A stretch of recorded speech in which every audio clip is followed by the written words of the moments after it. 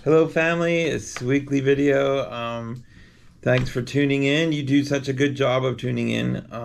I thought I'd talk about last week's gospel. If you remember, it's one of the pretty popular ones that everyone knows, the feeding of the 5,000 with fishes and loaves. It is one of my favorites. I love to talk about it because it has to do with food. I mean, come on, who doesn't love to eat, right? I think Americans invented the word smorgasbord, right? All you can eat buffets. Like I remember Shady Maple. I'm sure if you haven't been there, you should be. It's a crazy huge buffet. I love breakfast food, and their breakfast buffet is they have a whole bar just for meat. It's amazing bacon, sausage, scrapple. I know not everyone likes scrapple, but I do. So we love to eat. I think we have within us kind of a built-in desire to be filled, to be full in a food, in a hunger kind of way.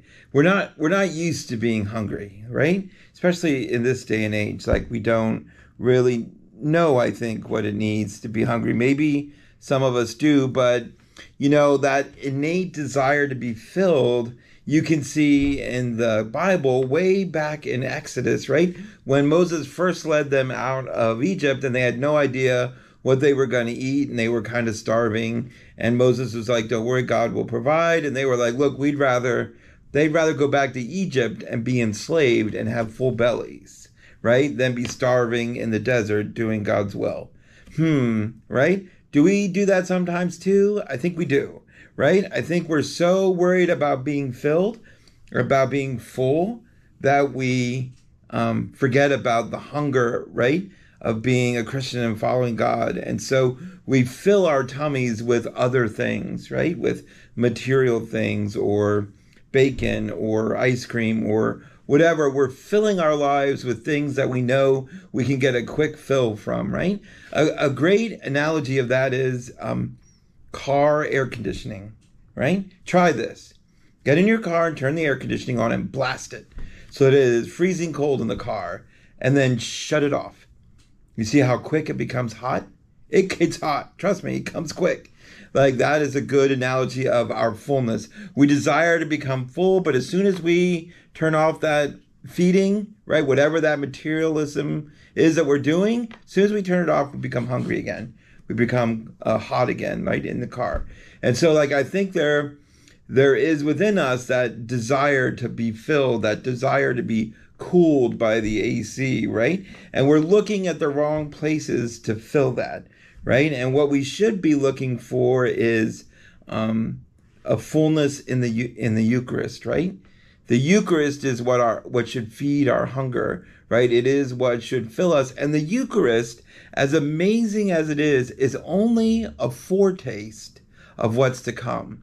It is not a full taste, it's a foretaste, which means that there is something greater to come that the Eucharist leads us to, right? That the Eucharist fills us, right? And gives us the strength to be who we need to be as Christians, right? So that we can head towards the full taste, right? Which is heaven, right? Our home. Like our goal is to be saints and get to heaven. And we do that with the foretaste of the Eucharist. The Eucharist is what should fill us and help us get to that place in heaven where we experience the full taste or the fill taste. Theologians like to call it. But so how do we get there? What's holding us back from that? And I'm going to read a quote the quote is from, if I can find it. Okay, it's a long name.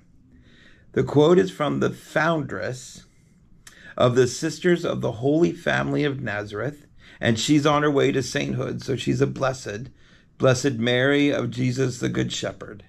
So this quote is from her. She says, "Rest assured, the Lord is pleased 1,000-fold more by a soul who is susceptible to many falls, but who knows their weakness and still turns to God in humility, than another who is less prone to fall and is seemingly more perfect, but is self-sufficient and self-confident." See, God knows our weaknesses and hungers and loves us anyway. Don't let that stop you from loving him and building up his kingdom. He knows we're going to fall. And he loves our weakness because our weakness should lead us to him, right? In humility. That's what God is looking for, right? In our hunger, in our weakness, right? He's longing to fill that, to be a part of our lives. And so don't let your falls in life, your emptiness and hungriness get in the way of filling it with what it needs to be filled with, which is a relationship with Jesus, right? That's our mission, to have a relationship with Jesus and share that with others. That's our fullness, right? That's our fill. When we receive the Eucharist, we become full of a desire, hopefully, to accomplish our mission and purpose, which is to introduce people to Jesus and together fully follow him.